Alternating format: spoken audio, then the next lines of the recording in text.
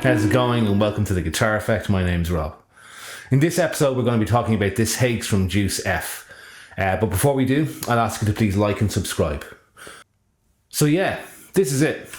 The Hagstrom Deuce F. It is a semi-hollow, or I think chambered is actually the term, because there's one chamber up here. I don't think there's any hollow part on the bottom bout. And it is a double cut semi-hollow, designed in Sweden, built in Korea, I think. I don't know, built in Korea or Indonesia or something like that guitar. And it is, the reason I'm making this video, this guitar is discontinued. It's been replaced by something that's sort of similar called a Velar. It's about 10 years old, and it is an amazingly versatile guitar. It can really do pretty much anything you need it to do. So I got this for a band that I was in, where I wanted a single guitar that I could go out and gig with in like multi-band nights, so I could throw this in my back and do good single coil, good humbucker sounds, good clean sounds, good distorted sounds. And also it has its own look going on. You know, it's kind of like a double cut Les Paul, but it's got this semi-hollow, and I also really like the character that semi-hollow construction imparts onto a guitar. So what I'll do is I'll throw a few pics up on the screen now, and I'll go through the specs. So here you go. Okay, so it's got a semi-solid body with a double cutaway. The body is mahogany. It's got a maple top. It's got cream binding. It's got a tune-o-matic bridge and a stocktail style, stocktail, I guess. It's got two Hagstrom Custom 58 humbuckers. It's got 22 frets. The fingerboard material is actually resonator, which is a composite to look and sound like ebony. It's got a set neck, and it's very importantly got a 25.5-inch scale length, which on a Gibson style inspired guitar, it's actually got a Fender scale length, which is a really unusual playing experience. And it has a 15-inch fingerboard radius, which is really super flat. And the tuners are just Hagstrom own brand die-cast tuners, and it comes shipped with a graphite nut. So yeah, the Hagstrom Deuce F, a really brilliant, versatile guitar for most genres, really. So I suppose what we should do now is take a listen to it. So here you go. So to be honest about this guitar, I love so many different things about it, right? But the main thing is a tonal variance capability that it has. So I'm going to go demonstrate that now with different sounds and how well it responds to different things. So first of all, I am, as always, I'm playing through the Koch Studio Tone 20 head, which is going direct into the Focusrite Scarlett interface, right? It's going via the emulated output on the back of the Koch head directly into an input on the Scarlett. So I have the volume on the clean channel pushed fairly high, like 2/3. I have the gain, or that is the gain for the clean channel, and then I have the bass, middle, and treble. Bass straight up, mid a little bit backed off, treble a little bit pushed, and I have the bright switch on. And here's what the bridge humbucker sounds like straight in.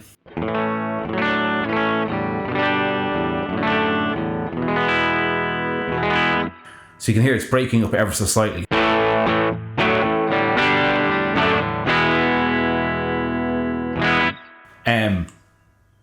And again, it's like really touch sensitive.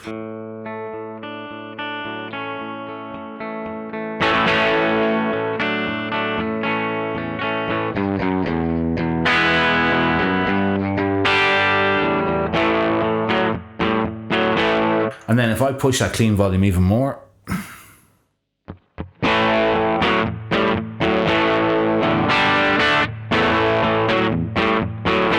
but I can roll the bridge volume down slightly.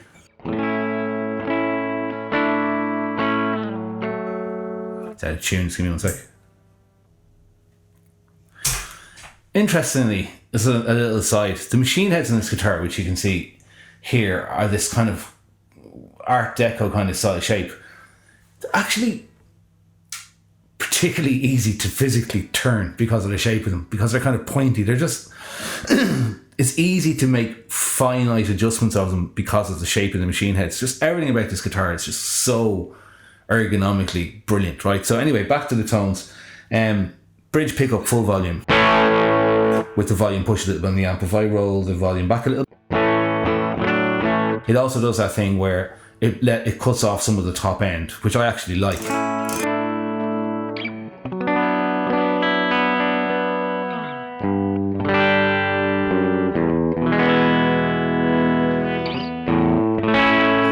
it's a bit dirty when I roll the volume. So it's like a balanced, really nicely balanced sort of modern humbucker sound, I would say, right? And then if I flick the tone knob out, tone up full, you get the single coil sound.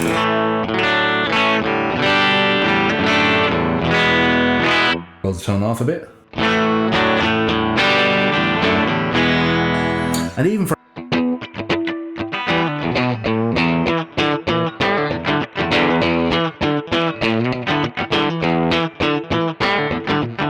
it does that, like, almost. I mean, it does sound like a split humbucker. It's very usable, like, you know.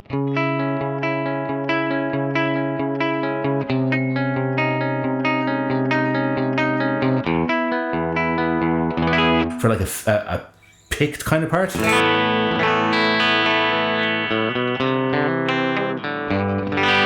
So then if I switch on the Bogner Ecstasy Blue, which is on my pedal board down here, and incidentally, someone commented recently that I don't show pictures of the pedals that I show when I'm switching them on a video, so I'll just put a picture of the pedal board that I'm using and a link to the video that you can see that pedal board up now, and it'll be over here. So on that board is a Bogner Ecstasy Blue. So on the humbucker sound, first of all,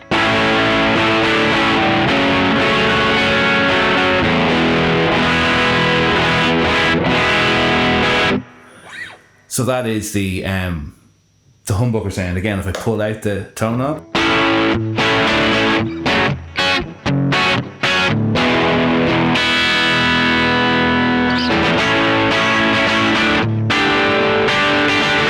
or humbucker. What I love about that is, with the overdrive pedal on, they both sound so radically different. I mean, again, humbucker, single coil. It's like having two different guitars. It doesn't sound like a Strat or a Tele, but it does. It's a single coil sound. Add a Minotaur in front of the, or clone style pedal on the HX effects in front of the Bogner.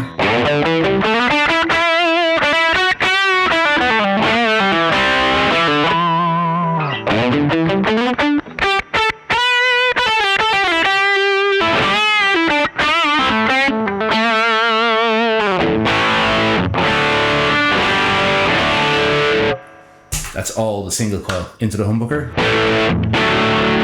Minotaur off, Minotaur on.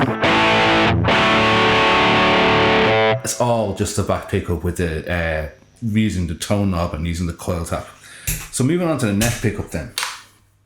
Coil tap off.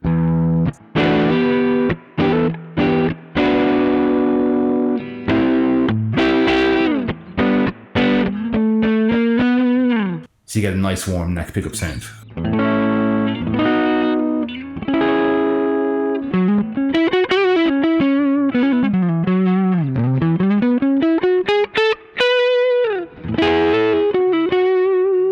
I can add a bit of echo to that.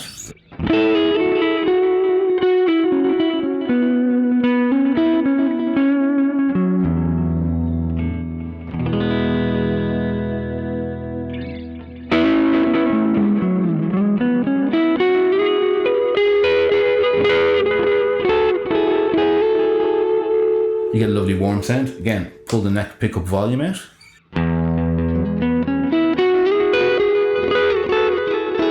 Turn the echo off. So neck pickup, single coil. Neck pickup humbucker. Neck pickup humbucker, volume rolled off slightly. Totally clean, lovely and warm. Such a versatile guitar. Same thing with the single coil. Volume rolled off, volume rolled on.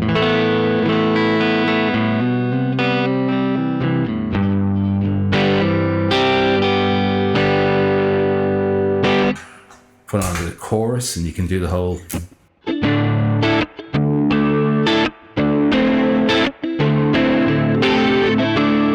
single coil thing. Almost kind of sounds gretchy there. So then you get into the other options in the middle where you can have both humbuckers.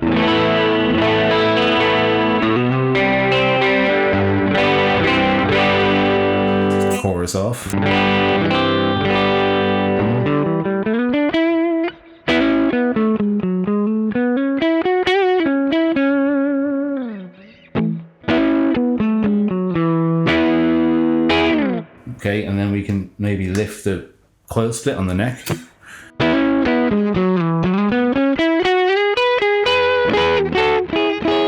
start getting a little bit of cut from the neck pickup. Same thing in the back. It kind of sounds very similar actually.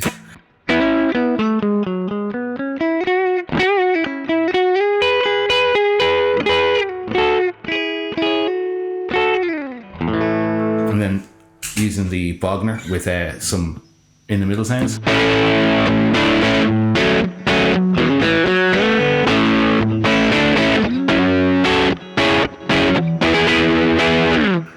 Both pickups on.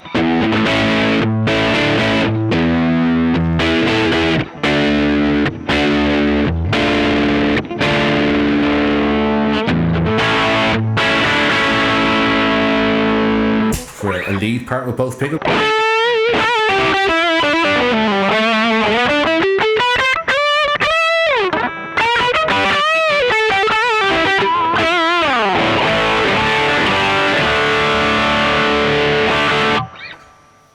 So I think you can see it really handles pretty much any sort of tone you might need, and I think it's a pretty reasonably handsome looking guitar, and it's just unbelievably versatile.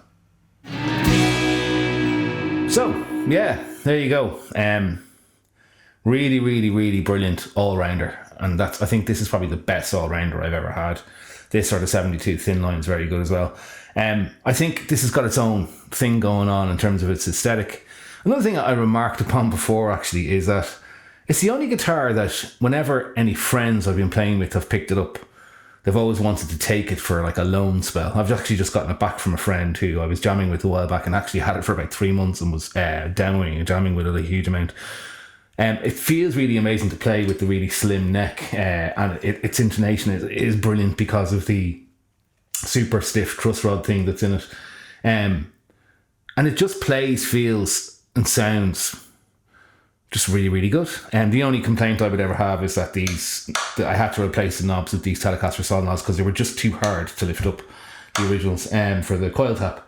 And I moved the strap button from the upper bout, or from back here to the upper bout. And other than that, I didn't change anything about it. Oh, and also the headstock has been broken off twice by my children. So I repaired it once myself, and that was the second time. First time I brought it to a luthier who, didn't do a particularly clean job, but I didn't want him to. I like guitars that have a bit of character, and it was glued perfectly and everything. It's just he didn't repaint it, which I have no problem with. So there you go, the Hagstrom Deuce F. If you're looking for a really versatile guitar, unfortunately these aren't made anymore, but you can find them on Reverb occasionally, and I think they're around the $1,000 mark. So, as always, thanks for watching. Please like and subscribe, and I guess I'll see you in another video again soon. Cheers. Bye bye.